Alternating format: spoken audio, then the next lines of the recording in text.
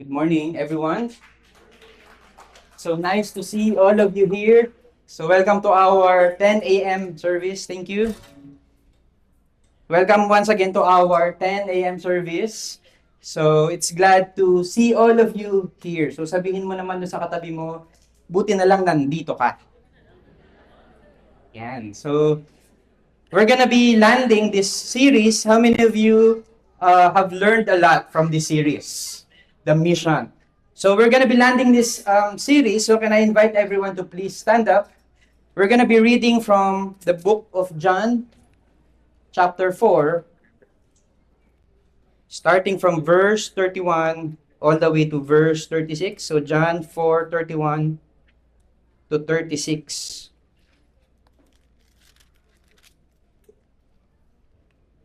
John 4:31 to 36. And probably this story is familiar to all of you. So kung nakita nyo na, can you please say the mission? So let's read starting from verse 31. Meanwhile, the disciples were urging him, saying, Rabbi, eat. But he said to them, I have food to eat that you do not know about. So the disciples said to one another, Has anyone brought him something to eat? Jesus said to them, My food is to do the will of him who sent me, and to accomplish his work. Do you not say there are yet 4 months, then comes the harvest? Look, I tell you, lift up your eyes and see that the fields are white for harvest.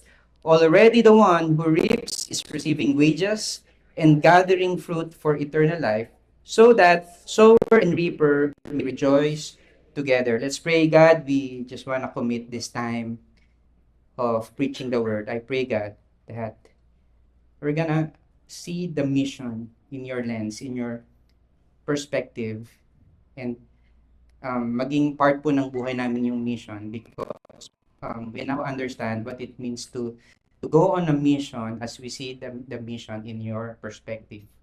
Change us, Lord. I pray, God, that you're gonna meet all of us this morning. In Jesus' name we pray. Amen and amen. So, pwede na po tayong maupo. So, one of my favorite rides sa isang attraction park is Spider-Man from Universal Studios. Sino yung nakasakay na po dito? Spider-Man. Sino po ang nasakyan nyo? Gagamboy. Yan. Ewan ko lang kung may ganong ride, ano. But, yung Spider-Man na ride, paano po yan gumagana? Paano gumagana? Ano po yung nangyayari dyan? So, basically, pagsakay mo, sasakay ka sa parang, ano bang tawag dito? Parang roller coaster. Bagon, yan. So, it's like a roller coaster. And, kailangan mong isuot yung 3D glasses. Okay, so sa umpisa, syempre, sasakay ka pa lang, nakikita mo naman na it's like I don't know if we can call it roller coaster. Kasi wala namang roller, walang umiikot, walang gumaganon. Parang paganyan lang siya, parang nasa train ka lang, okay? So, it's like that. Walang masyadong exciting na part, walang masyadong gumaganon, paikot-ikot lang. And actually, meron kang makikita dyan na mga images. So, pag tinignan mo siya without the 3D glasses, alam niyo po kung ano yung makikita niyo? Mga projectors lang. Okay, projector lang na hindi pa actually masyadong malinaw. Hindi niyo masyadong maintindihan. Ano ba to? Ano ba tong pinapanood ko? Now, what makes this exciting is when you put on the glasses, the 3D glasses. Kasi kapag sinuot nyo na yung 3D glasses, yun, mararamdaman nyo na yung excitement. Kasi feeling nyo, kayo na yung hinuli nung kalaban ni Spider-Man, tapos nalaglag kayo sa building, niligtas kayo ni Spider-Man, and now kayo na yung lumalaban doon sa kalaban, and it becomes more exciting. And now, parang feeling mo, you're now part of what's happening, of the action. Okay, so that's what I like about this ride. And that's why, this morning, what we're gonna do is we're gonna look at the mission. Kasi we have been talking about this for ilang weeks na. We wanna look at the mission wearing the lenses of Jesus. We want to see it in the way that Jesus saw it. Kasi kapag hindi natin titignan yung mission in the lens of Jesus, ano yung mangyayari? We're gonna feel like parang obligasyon lang to, parang responsibilidad lang to, another thing na kailangan gawin, dagdag sa schedule, dagdag sa gastos, dagdag sa mga gagawin. We're gonna feel like that. Pero kapag sinuot natin yung lens ni Jesus and see the mission as the Lord sees it, then I pray na tayo din, we're gonna participate more in the mission. And so, the verse that we read in John chapter 4, ang background po niyan is that Jesus was talking to the Samaritan woman. Sino po dito familiar kayo with this story? Jesus was at the well hanggang sa may dumating na woman, Samaritan woman, na umigib dun sa well. And so, ito po yung background niya. Later, we're gonna talk more about her. Pero sa ngayon, ito lang muna, no? Nag-uusap si Jesus at saka yung Samaritan woman. Then, after their conversation, bumalik na yung mga disciples. So, saan galing yung mga disciples? Bumili ng pagkain. Okay? So, meron po bang mga bumili muna ng pagkain? Yan, yung babalik na lang mamaya. So, yung mga disciples, umalis muna, bumili ng pagkain. And then, eventually, nakaalis na po si Samaritan woman, lumabas na siya, or umalis na siya from the well. And then, ito na. Nandito na po tayo sa binasa natin kanina. John 4:31. Meanwhile, the disciples were urging him as they went back to Jesus. Sabi ng mga disciples, Rabbi, eat. Okay, sino po dito yung alam nyo dun, di ba kapag may Pinoy culture, tapos dumaan kayo, tapos kumakain sila, tapos kain tayo, di ba? Ganon, alam nyo ba yan, yung ganong culture. Tapos sino po dito talagang kumakain ka? Yung, alam mo yan, di ba minsan, lang yun sinasabi lang out of courtesy, out of being kind, out of respect. Tapos nakita mo, 4 lang yung burger nila, 4 din silang kumakain. Tapos pag inalokan ng kain tayo, kinuha mo yung isa. Ayan, di ba minsan ganun po tayo. But Jesus did not do that. Instead, ang sabi niya in verse 32, but he said to them, I have food to eat that you do not know about. Meron akong pagkain that you don't know about. So the disciples said to one another, has anyone brought him something to eat? May dumating ba na food panda? May nag-deliver ba sa kanya? May nagbigay ba sa kanya ng pagkain na hindi natin nakita, hindi natin alam? And Jesus said to them, my food is to do the will of him who sent me and to accomplish his work. My food is to do the will of him who sent me and to accomplish his work. So mamaya, wala pong magla-lunch because our food is to do the will of him who sent us to accomplish his work. Okay? Joke lang. So, what does Jesus mean when he said that? Pag sinabing po niyang food, my food, he refers to what he wants to do, what he wanted to really do, what he's excited to do, what he is parang what satisfies him. Kasi in this context, si Jesus was literally tired and hungry. Bakit? Kasi galing sila sa journey. So naglakad po sila from a long journey. Again, wala pa pong mga tricycle nito, wala pang bus. So the means of transportation is by walking. And pagod si Jesus, naglakad, nag-travel. So legit na napagod. Even the disciples were also tired and hungry. Kaya nga bumili sila ng food. And so, when we say na my food, it means ito talaga yung gusto kong gawin. Ito talaga yung what will satisfy me. For the disciples, it's to eat. It's to rest. But for Jesus, what he is excited to do, what will fulfill him, what will satisfy him, is to do the will of him who sent me and to accomplish his work. And what is the work? And when we started this series, I told you that yun pong will, yun pong work ni God, yun pong plano ni Lord is the redemption. To redeem mankind, to restore creation, to reconcile man back to a relationship with God because it has been destroyed by sin. And so, ang sabi ni Jesus, my food, the thing that I really want to do is to do God's will. It's to obey God's will, to restore people back to a relationship with God. And so, I hope na we're gonna wear that kind of lens. Anong klaseng lens ito? We looked at the mission through Christ's lens. A life satisfied by obedience to the Father's will. So can we do that? We're gonna look at the mission, again, not as another thing to do, not as an obligation, another responsibility, but rather as a partnership, as a relationship with God, because we are in a relationship with God, then we're gonna be satisfied by obedience to His will by doing what the Lord has called us to do. Okay? So now, as we look at the mission through the lens of Jesus Christ, ano po yung makikita natin? So the first one is this, that the mission is now. Everyone say, the mission is now. The mission is now. It means that the mission is urgent. The mission is urgent, so stop waiting and start reaping because the fields are ripe for harvest.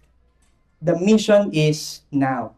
Okay? And in John chapter 4, ito po yung sabi ni Jesus, do you not say there are yet 4 months, then comes the harvest? So, the time or the duration, the waiting time, starting from the sowing hanggang dun sa reaping ay 4 months. Okay? And of course, ano yung gagawin mo dun sa 4 months? Hindi ka pa mag-reap dun sa pagitan na yon. You're gonna do is you're probably naglalagay ng fertilizer, nagtatanggal ng mga pests or nagdidilig or whatever. Pero hindi ka pa nagre-reap. But what Jesus was saying at this time is that tapos na yung 4 months, tapos na yung time of waiting. Look, I tell you, ito na, look, I tell you, lift up your eyes and see that the fields are white for harvest. Tignan nyo, baka hindi nyo napapansin. The fields are already white for harvest. And the reason why sometimes we miss this, it's because natatrap po tayo dun sa tamang panahon mentality. Yan. Sino po dito yung na-miss nyo to? Ito yung version ko nung 2016 versus 2026. Tama ba? 2015, 2016 yan eh. So, sometimes natatrap po tayo dun sa tamang panahon mentality. Diba? And I'm not talking about love life. Okay? Hindi po love life yung topic. When I say tamang panahon mentality, minsan iniisip natin, hindi muna ako mag-mission kasi hindi pa tamang panahon. Busy pa kasi ako, madami pa kasi akong ginagawa. Actually, plano ko talagang mag-mission, pero saka na lang kapag wala na akong problema sa buhay, siguro kapag may emergency na lang, kapag may sakit na, pagka mamamatay na yung tao, saka ko na lang share ng gospel. Kaya nga minsan yung prayer natin, Lord, sana magkasakit na siya. Diba? Minsan, pagka that's our mentality, kapag yung tamang panahon mentality, that's gonna be our excuse. Parang, saka na lang, Lord, saka na lang kapag may ipapakain ako. Kasi balita ko si Coach Ron, kapag nagpipreach ng gospel, may pa McDonald's. Ako wala pa akong pera eh. So, saka na lang kapag may pera na ako, saka ko na lang gagawin. And we're trapped dun sa tamang panahon mentality. And I don't want to say na parang hindi importante yan. Of course, importante po yung mga circumstance. I hope na we're gonna be sensitive with the circumstances. Noon pong pandemic, almost everyone is sick. Almost everyone is afraid. Almost everyone ay naapektuhan po yung trabaho, yung business, na bawasan yung sweldo. Meron po akong isang kaibigan na who's not going to church for quite some time. Hindi na po talaga siya uma-attend ng church. So, nung pandemic, nangyari po yun sa kanya. Nagkaroon po siya ng mental health problem, nawalan po siya ng trabaho, and many other problems. And guess what? Naging biglang open. Naging open siya bigla sa ministry. Diba? Siya na mismo yung kumukontak, pwede mo ba akong ipag-pray? O sige, pray tayo, ganyan. Mag-usap tayo. So, naging open po talaga siya. And again, I'm saying na meron po talagang mga moments na kapag because of the circumstance, people are gonna be open for ministry. But what I'm saying is, wag po natin palaging hintayin yung quote and unquote tamang panahon. Jesus said that, look, di ba? Lift up your eyes. Okay, balikan natin. Look, lift up your eyes and see that the fields are white for harvest. Because maybe hindi natin nakikita, maybe hindi natin napansin that the field is already ripe for harvest. And in the New Living Translation, ang sabi po dun sa version na yon, wake up. Ganda ng version, di ba? Wake up and look around. The fields are already ripe for harvest. So sabihin mo sa katabi mo, wake up. Yan, kung tulog na yung katabi mo, wake up and look around. Okay, look around. Because the fields are already ripe for harvest. And in the lens of Jesus, we're gonna see that the harvest is right now. The mission is now. And before, meron po akong nabasang article. Ang sabi po doon, kapag ka po tinali ninyo yung statistics ng mga ng dami ng mga taong namamatay worldwide in 1 year, so there's gonna be one people who will die every 10 seconds. Parang ganun po yung kanyang rate in the world. So bilang tayo, 1, 2, 3, 4, 5, 6, 7, 8, 9, 10. So, meron pong isang taong namatay in another part of the world. Pero, nung binasa ko po ulit siya, nung research ko po ulit siya, it was already outdated. Alam niyo kung ilan na yung rate? It's every 1 second, there are 2 people who die. Yan na po yung rate. Mas mabilis na siya, mas madami na. And ibig sabihin, the mission is urgent. And of course, we don't have to wait for people to die. Tama ba? We don't have to wait na mamatay yung tao before we preach the gospel. Because every day, we make decisions that will actually shape our life. Imagine, in our nation, ang dami pong teenage pregnancy. And people are deciding to give in to pleasure. And now, it changes their life because maybe hindi pa nila narinig yung gospel, yung pong addiction, substance addiction.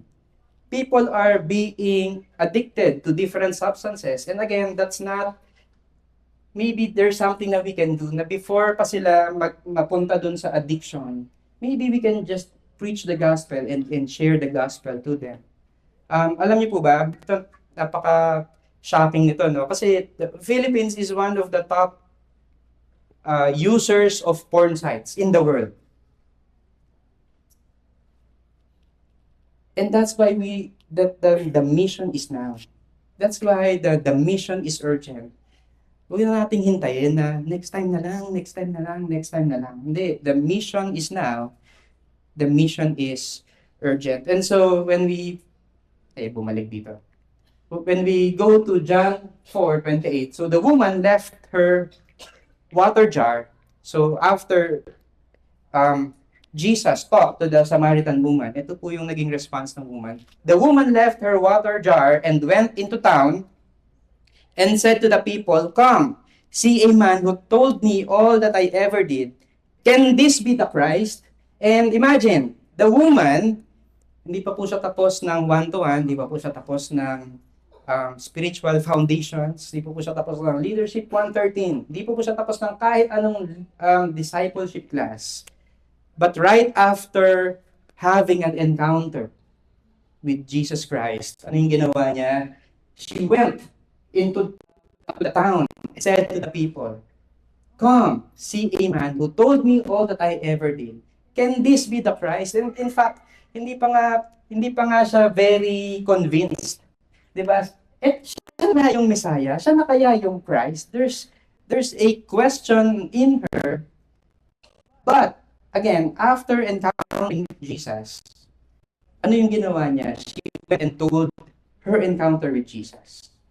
And so, yun po yung sinasabi natin, the mission is urgent And maybe we may not have all the answers about God. I'm not saying na we'll go into our Bible classes. That's important. Okay?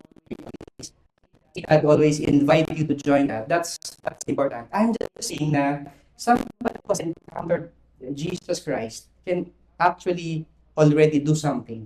Invite people, pray for people, be generous, serve others. Pwede, di ba? So as long as we have encountered Jesus, then we can be part of the mission. So the mission is now. Second is that the mission field is before us. The mission field is before us. So, ang nangyari po prior sa John chapter 4, bago ma-encounter ni Jesus yung Samaritan woman, is that galing po siya sa Judea and papunta po siya sa Galilee. So ito po yun. Verse 3, Jesus left Judea and departed again for Galilee. And he had to pass through Samaria. And ito po yung mapa niya, no? So, I'm not sure kung nababasa niyo siya. But ito po yung Judea sa baba. Okay? So, ito po yung Galilee sa taas. Ito pong dark green na part is Samaria. And of course, the shortest path is from Judea. Aakyat ka dyan, sundan mo yan. Tapos, makakarating ka ng Galilee. But, hindi po ganun yung ginagawa ng mga Jews. Why? Because the Jews are enemies with the Samaritans, with the people living in Samaria. Hindi po sila bati. Okay, may conflict po sila because in fact mababa yung tingin nila sa mga Samaritans. Because the Samaritans are like half Jews, parang hindi masyadong nag-obey sa mga Jewish laws. Okay? So that's why meron pong parang hindi sila magkasundo. Okay? So, normally, kung makikita niyo po yung blue na line, umiikot yung mga Jews. Ayan, dito sila dadaan para lang hindi talaga dumaan sa loob ng Samaria. Because probably they think na it's dangerous, it's defiling for them. So, umiikot po sila. But si Jesus, hindi po ganun yung ginawa niya. He passed through Samaria, yung red na line, that's the path na tinake ni Jesus. So he went through Samaria, and hindi lang yon, in verse 5, so he came to a town of Samaria called Sychar, near the field that Jacob had given to his son Joseph. Jacob's well was there, so Jesus, wearied as he was from his journey, was sitting beside the well. It was about the 6th hour. And so, hindi lang po siya dumaan doon, sinadya niya na maupo doon sa well. Doon sa well. And kung iniisip po natin, tama lang ginawa ni Jesus kasi alangan namang iikot pa siya. Ito yung pinakamalapit. Siguro pagod na siya, kaya siya naupo. Yes, pero hindi yun. Di lang yun.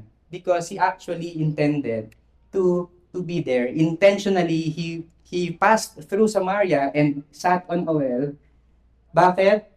Because he wanted to meet the woman, the Samaritan woman. So, kasabay po ang kasama po nung tamang panahon mentality is yung tamang lugar mentality. Sometimes iniisip natin, hindi naman ako pagaya ni Coach Bench. Coach Bench, pupunta ng Thailand yan. So, paano ako mag-mission? Ako, hindi naman ako pupunta doon. O kaya, yung tamang tao mentality. Alam niyo ba yan? Yung mga tamang tao mentality. Yung, ibig sabihin naman,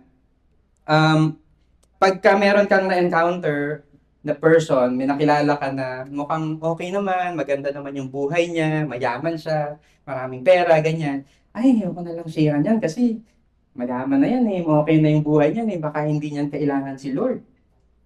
Tapos, on the other hand, pagka meron ka namang nakita dito na baligtad, na maraming problema sa buhay, kulang yung pera niya, kulang yung pambili, hindi ko na lang share kasi marami pa siyang inaasikaso Baka hindi niya ako pansinin, baka unahin niyang pansinin yung mga problema niya sa buhay. So, ano na, di ba? Ito na lang, siguro yung medyo may nagpakilala sa'yo, no? Pwede bang i-disciple mo to? Pero ano lang medyo masama talaga yung ugali niyan. Pwede bang i-disciple mo? Wala na magagawa si God dyan. Wala na. Ayoko na lang. O ito, may isa pa akong kilala. Ito, medyo mabait to. Ay, hindi niya nakilala si Lord. Mabait na siya eh. So yung, minsan ganun tayo, yung parang we're always waiting for the right circumstance. The right place and the right person and the right time. And again, I'm not saying na hindi tayo makikinig sa Holy Spirit. Of course, we're gonna listen to the Holy Spirit. But what I'm saying is we have all of these excuses not to take part in God's mission. We're always waiting and waiting and waiting. But Jesus said, look and lift up your eyes because the fields are already white for harvest. So, si Jesus, again, hindi po niya pinansin yung tamang panahon, tamang tao, tamang lugar mentality. He actually made an effort to be there at the right time and at the right moment to meet the right person. Because what he did is he met the Samaritan woman, and again, it's unusual. It's not normal for a rabbi to go to Samaria to meet a Samaritan, and hindi lang basta Samaritan, it's also a woman. So again, culturally, it's unusual for Jesus to do that. Tapos pupunta pa siya doon ng tanghali. Sa kainitan pa. Tapos ano pa yung gagawin niya? Pwede bang painom ng tubig? So, it's very unusual that Jesus would do that. Pero bakit ginawa ni Jesus yun? Bakit sinadya ni Jesus yun? Because Jesus saw the people as a mission field. That is what I meant when I say that the mission field is before us. Jesus saw the people, regardless of who they are, regardless if it's a Samaritan woman, or it's a Pharisee, or it's a demon-possessed man, regardless, Jesus would always see them as a mission field. And sige, practice po tayo. Look at the people around you. Sige, tignan niyo po yung mga tao sa loob ng church. Yan. So, pogi ba? Listen, we are, the people around you in this room and the people around you in your offices, in your campuses, in your neighborhood, they are not just your workmates. They're not just your schoolmates, your classmates. Hindi lang po sila potential clients para sa business mo. Hindi lang po sila yung mga pwedeng utangan. Okay, sabihin mo sa katabi mo, hindi kita uutangan. Yan. Hindi. I hope na we're gonna see the people around us as our mission field. As our mission field. Why? Because every person is valuable to Jesus. Every person is valuable to Jesus. So we must learn to see them when we look at when we use the 3D glasses of Jesus. Diba? We get to see them the way Jesus sees them. Okay, so again, tignan mo yung katabi mo. Mukha bang valuable kay Jesus? Mukha bang valuable kay Jesus? Yes, di ba? So ikaw nga valuable ka kay Jesus yung katabi mo din. So every person is valuable to Jesus. So we must see them as the way Jesus sees them, as someone that is valuable to Jesus. In Matthew 9, ito po yung isang instance that Jesus saw the crowd. So when Jesus saw the crowds, He had compassion for them because they were harassed and helpless like a sheep without a shepherd. Jesus did not see them as dami na namang papakainin, dami na namang papagalingin, dami na namang responsibility. Hindi niya nakita yun. But Jesus saw the people like sheep without a shepherd. And ano po yung itsura nun? Harassed and helpless. Again, it does not matter kung mukha siyang mayaman, kung mukhang okay naman yung buhay niya. But somebody who has no Jesus in their life is like a sheep without a shepherd. He's harassed and helpless. So I hope na we're gonna have compassion on everyone. So Jesus saw the people as a mission field, Pero Jesus also saw the woman not just as a single person, but as a multitude. Kasi Jesus talked to the woman. He shared the word of God. Sabi niya, he is the living water to the woman. And ano po yung nangyari? In verse 39, many Samaritans, so after niyang makausap yung woman, the woman went into the town, and then the woman invited people to see Jesus. And ano yung nangyari? Many Samaritans from that town believed in him, in Jesus, because of the woman's testimony. He told me all that I ever did. And again, what the woman did is to share the testimony and to invite people to go to Jesus. Meron ba siyang PowerPoint presentation? Meron ba siyang may mga manuals ba siya na pinamigay? Nag-conduct ba siya ng mga discipleship classes? No.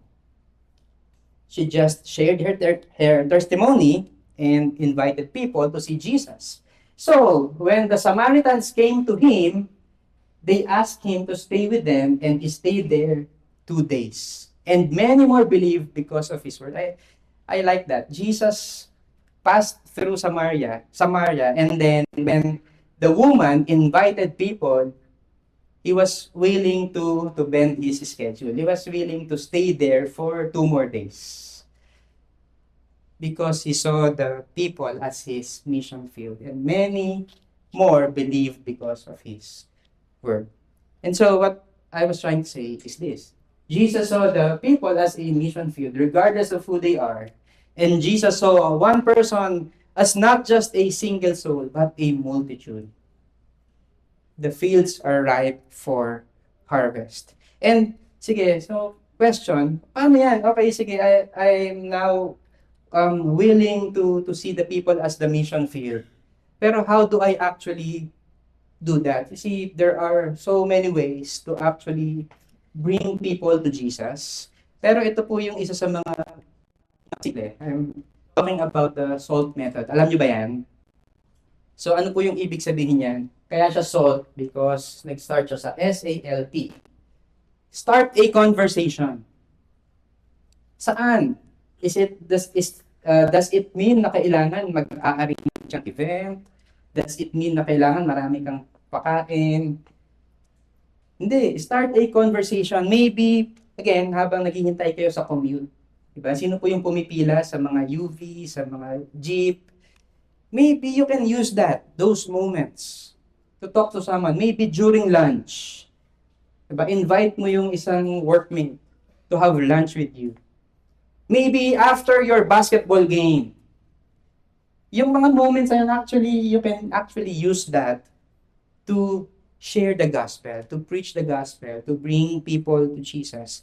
So, you start a conversation, you ask questions. So, magpakilala ka kung di mo pa siya kilala, or kung kakilala mo naman, then try to connect, try to build a common ground. Try to ask probing questions. Diba, kunwari, ano yung mga challenges mo sa work? Actually, ako din, nahihirapan din ako sa work. As you listen, yun yung pangatlo. Siyempre, mag-share siya. And as you listen, you can also connect. Actually, ako din, nahihirapan din ako sa work. Pero I believe that the Lord is good and faithful, and He gives me wisdom and strength. Can I pray for you? Ayan, pwede mo nang ipag-pray, pwede mo nang i-invite. You can now tell the story. Share your testimony, and if you can, share the gospel to that person.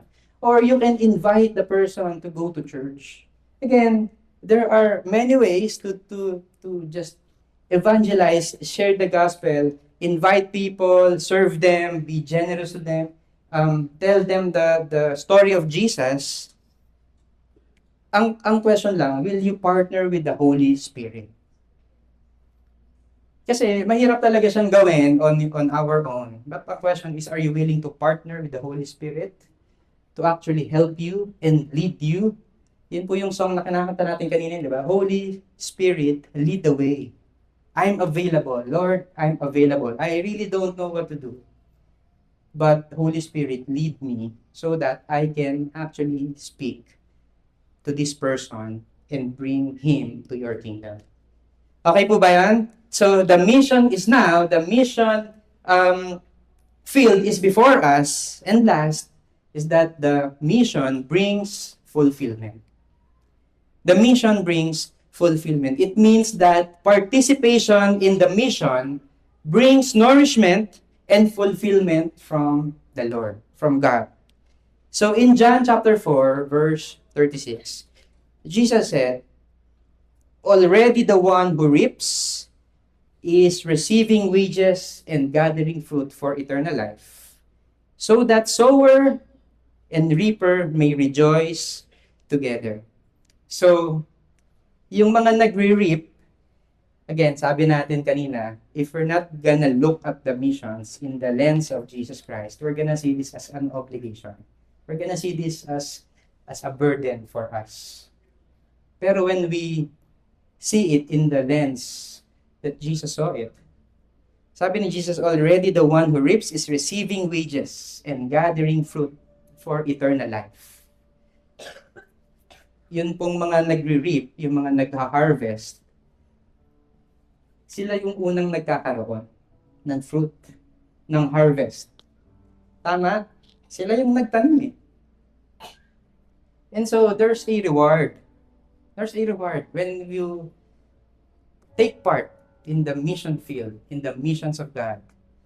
The reapers will receive wages and gather fruit for eternal life. And you see, minsan you feel like you're doing something, pero walang nakakakita, walang nakaka-appreciate, walang feeling nyo minsan, walang fruit. The Bible says that your labor is not in vain. God sees, God knows all the effort, all the things that you did, all the hours that you spent sharing and praying for the person. God knows that you're doing your part. And so I hope that we're gonna take part. There's a reward that only God can give. And the good thing is, the fruit, they're gathering fruit for eternal life. And alam niyo po kung ano yung best part nito? Is that there are people who will have an eternal life because of you, as they get to know Jesus Christ. That's the best kind of reward. That's the best thing that we can do, that we can have. We're gonna gather fruits for eternal life. And ang question is, paano yun? Will there be fulfillment for me kung ginawa ko naman yung part ko, tapos feeling ko walang nangyari, parang hindi naman sila nag-umattend ng church, hindi naman nila tinanggap si Jesus. Paano yun? Listen, if you have done your part, pero feeling nyo hindi kayo nag-reap ng reward, maybe you're not the reaper, maybe you are the sower. Maybe you are the sower. So, ibig sabihin ba nun, wala nang fulfillment? Wala nang joy? Wala na. Kasi, sower lang pala ako, hindi pala ako reaper. Hindi. Sabi sa Bible, so that the sower and the reaper may rejoice together. It's never about us. At the end of the day, it's never about us. It's never about ang galing-galing ko talagang mag-share ng gospel. Ang galing-galing ko talagang mag-serve. Ang galing-galing ko talagang mag-invite. Buti na lang nag-invite ako. Napunta sila lahat dito. It's never about us. Sometimes we are the sowers. The most important thing that we can do is to remain faithful and obedient to God. Because either way, you're the sower right now, pero in the future, there's gonna be a reaper who will reap the harvest, and then the sower and the reaper will rejoice together. I hope that it encourages you to do your part, not to look at the reward, but to look at Jesus. He's the author and the perfecter of our faith. We're gonna do our part. We're gonna be faithful to Him. And it's like, as I end the preaching, I'm just gonna share a story of Kilala niyo siguro probably si Franz. He is one of our members. I don't know, Franz, nandito ka ba? Um, I don't know if you saw this on Facebook, but si Franz, last year, probably November yata yun pong father niya, si Daddy Hill, ay dinala sa hospital because of sickness. So, tinakbo nila sa hospital, emergency. And unfortunately, Franz lost his father at the hospital. And what happened? From the hospital, si Daddy Hill, dahil he passed away, dinala na po siya, sinundo na po siya ng funeral service para ayusin na. Meanwhile, si Franz will go home. Alam niyo po kung ano yung ginawa niya? Because it's already evening, wala na pong commute, or wala na pong mga public transportation, he took the taxi. Nag-taxi po siya. And this is what really encourages me. Alam niyo po kung ano? At the night when his father died, he started a conversation with the taxi driver and shared the gospel to the taxi driver. Yung tao na dapat kino-comfort, yung taong dapat siya yung tinutulungan at ine-encourage, it was him who shared the gospel and prayed for the taxi driver. And I'm really encouraged with that. Kasi in his mind, the mission is now. Hindi na bukas. Ito na, nandito na yung driver. I'm gonna talk to this person. I'm gonna pray for this person. The mission is now. The mission field is before us. It's before him. Ito na. Share na natin. Huwag na tayong mamili ng tamang panahon, ng tamang tao. Ito na yun. Open na siya. Nililid na siya ng Holy Spirit. And now the mission brings fulfillment to him. Sabi niya, when that's a memorial service, I facilitated the memorial service, and he was giving that eulogy to his father. Hindi niya kayang hindi i-share yung goodness ni Lord sa buhay niya. And he even shared that to the people that were there during the memorial service. I'm really encouraged. And what am I saying? Is that the missions, listen, it's not a program. It's not just a program that we take part in. Si Franz, wala namang program yun eh. Wala namang mag-check sa kanya, wala namang magtatanong. In fact, baliktad, siya nga dapat yung kino-comfort. But he took part in the mission. It was not a forced sharing of the gospel. It was just an overflow of the love of God in his life and in his heart, which is why he shared the gospel to the driver. Encourage po ba kayo sa buhay ni Franz? And sino po sa inyo, you want to have that same kind of mindset? The mission is now. The mission field is before us. And as we do the mission, and as we take part in the mission, see, the Lord is the one who's gonna fulfill us. So can I invite everyone to please stand up?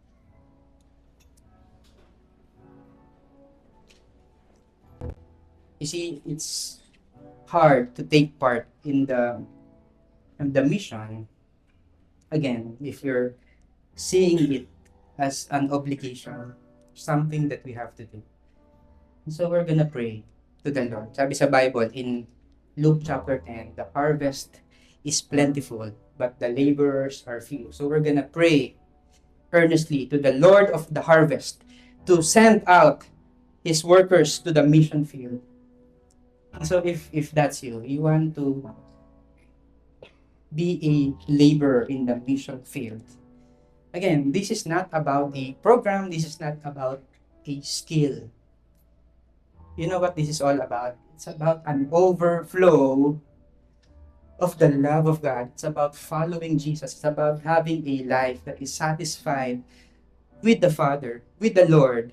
So much so that we're willing to take part, to obey Him, to be with Him, to see what He sees, to have compassion like He did, to be Christ-like in every way. So if that's you, and I pray for you, can you raise your hands? I want to take part in the mission.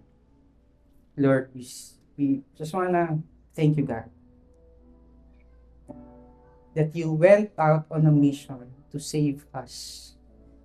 Thank you, God, kasi it was a really difficult thing to do, to send Jesus Christ on the cross to save us. And Lord, ang prayer namin is that as we see what Jesus saw, I pray, God, that we're gonna be people willing to take part in this mission. I pray, God, that when we encounter people, we're gonna see them as our mission field. We're not gonna say, na bukas na lang, next time na lang. But we're actually gonna do something because you have given them as our mission field. And I pray, God, that as we do that, maramdaman po namin, Lord, yung fulfillment. Because ang ayaw po namin na gawin, Lord, is to treat it just like an event, but to actually see it as an overflow of that love, overflow of that compassion that we have received from you, and now we're gonna do this to others. Thank you, God, for your goodness upon us and your love for us. In Jesus' name we pray. Amen. Amen.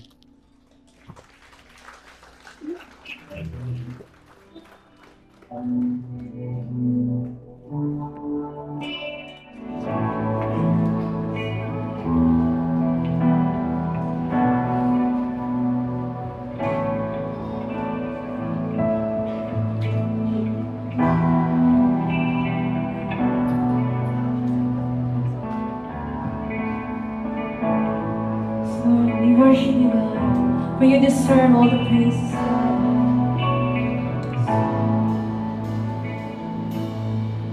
Yes, you're worthy of everything that you ask of me. You're worthy. My whole life will be a one offering. You're worthy of everything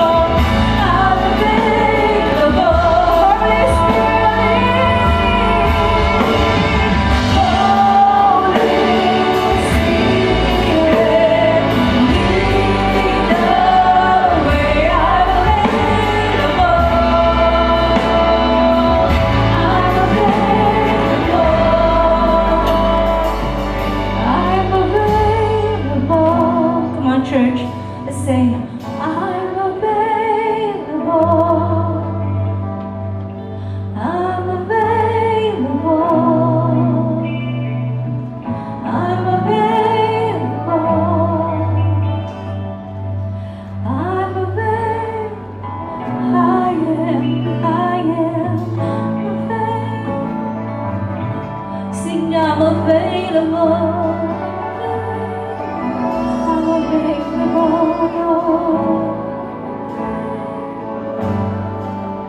My church, I'm available. Sing it from your heart. I'm available. I'm available.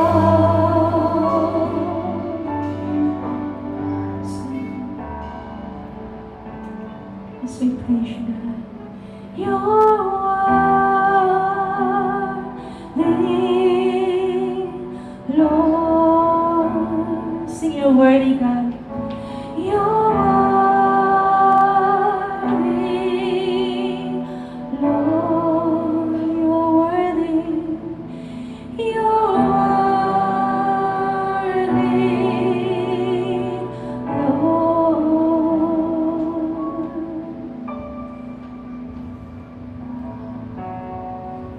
Lord, that's a heart prayer, God. Lord, there are an eyes to see, the heart, Lord, na maramdaman, Panginoon, yung pag-ibig mo. So, Lord, it will overflow sa mga buhay namin and to proclaim, Lord, the good news. Lord, maraming salamat. We thank you. In Jesus' name we pray. Amen. Give God praise.